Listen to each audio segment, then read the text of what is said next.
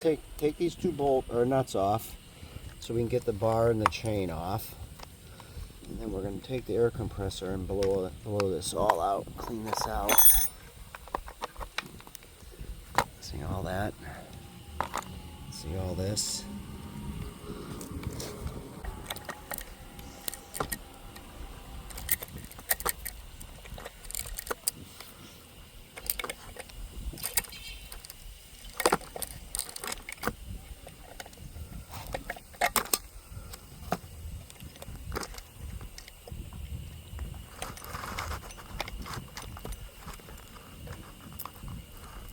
All right, and a lot of that's just if you're cutting stuff that's pretty messy, like softer woods and stuff, it really gets junked up in there.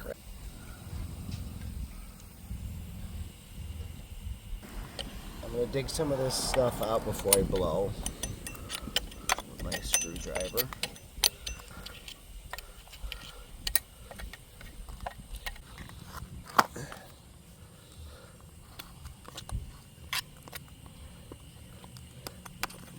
All blown in my face when I'm using the air compressor. All right, so the air compressor, if you have one, is a good way to clean out the saw here. But if you don't have an air compressor or canned air and you want to just do it manually, here's kind of what you would do. You're basically going to use a screwdriver and just kind of scrape out around the edges, and use a shop rag or paper towels, probably fine too. Just clean this up.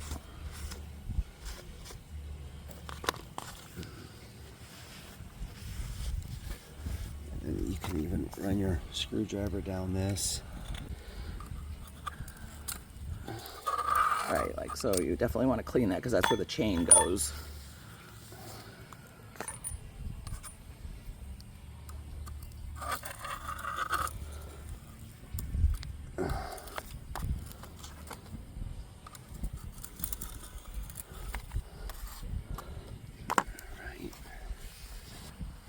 Maybe put some WD-40 in there, lube it up.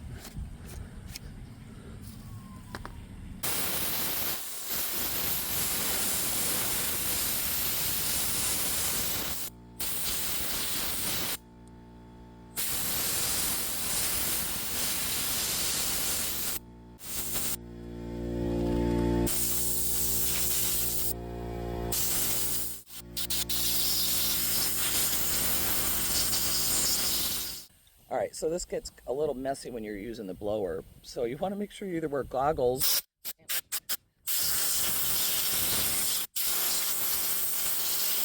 I'm going to take this cover off.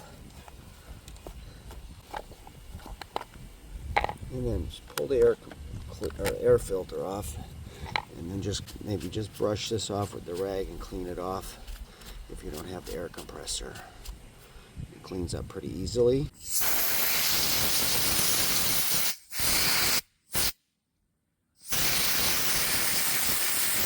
All right, the reason we took this off is so we don't blow it back into the carburetor, so we can clean it out here. Okay. Put that back on. And then this pulls off the spark plug. And then now we're to the spark plug. And if you have the universal wrench that comes with your chainsaw, it has the size that you need. And we can remove the spark plug.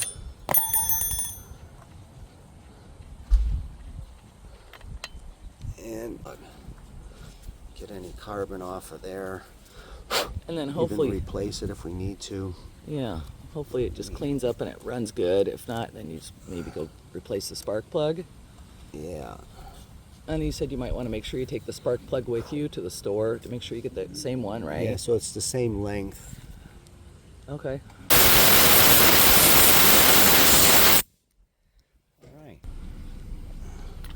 All right, now that you got it all clean, you're going to put it back in there. And you want to hand turn this in so that way it doesn't cross thread. Get it in there until it's snug. Take your wrench. You don't have to over tighten it, just snug it up nice and tight.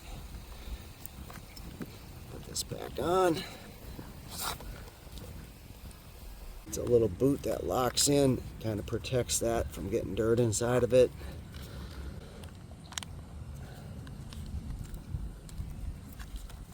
There we go.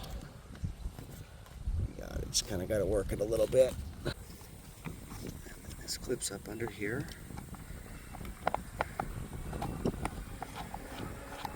All right, we're ready to put it back together. We're gonna set the bar back on there and put the chain back in there. You gotta make sure that when you put the chain on, that these little teeth go to the front. How's that? Let me see again. See these little teeth? Yeah. That's in front how of the there's a big little- tooth. The little tooth goes to the front. Okay. Put that back in there.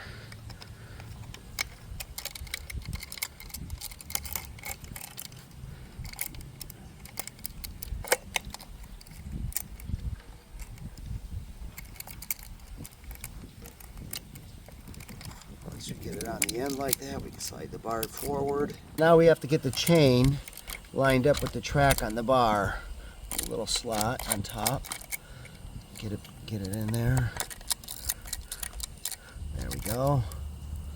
And then pull the bar out, and then run the chain so it's working good. Now we're gonna put this cover back on. You gotta make sure this pin lines up with this hole so that you can adjust the bar. And it lines up pretty good.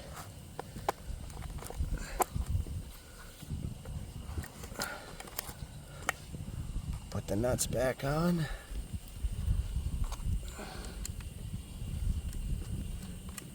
And now we kind of finger tighten them and make sure our chain's still sliding inside of the, like it's supposed to.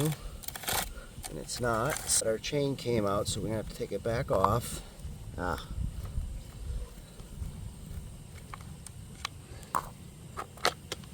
So the chain came out of that track right there, so we got to get it back in there. Right, so once we get the bar on here, the bar can slide back and forth for tightness. So we're going to slide it forward so that it's snug. Make sure the chain is in the, so it slides like this nice, no binding. Nice. And then we're going to get this cover, we're going to slide the cover back on. And then we're going to hand tighten these nuts and make sure that the chain still is rotating without binding. If it's not, if it's binding up or it comes out of the blade track, then we have to take this off again and start over. So we'll hand tighten these up, and then these nuts tighten the bar in place. So once we get this tightened up and everything's working good, we're gonna snug these up a little bit tighter, and then this is what's gonna keep the bar where we want the bar. So now the chain's a little loose, and there's a little screw here to adjust. We turn it clockwise and we'll tighten it up. Oh. And we want this to be like snappy like this, but not too tight, not too loose. So if you over tighten it'll be really tight. You want it to just be like where you lift it up and it snaps a little bit. Oh, interesting. So, and then once we get it where we want it, then we make sure these are nice and tight, and that'll hold the bar in place and keep the chain the tightness that you want. So if your chain gets loose while you're using it and it's slacking down here, all you got to do is loosen these bolts up, just like maybe a turn. So when they're loose, and then if you take this little screw, turn it clockwise, it will tighten up the chain. You want it to be like this, where you can pull it down a little bit, but it snaps back. Once you get it to that tightness, tighten these back up. It'll keep the bar in place from sliding, because this bar can slide forward and backwards. Yeah. Good to know. All right, now we're ready to go. All right, let's check it out and see how it's running. All right.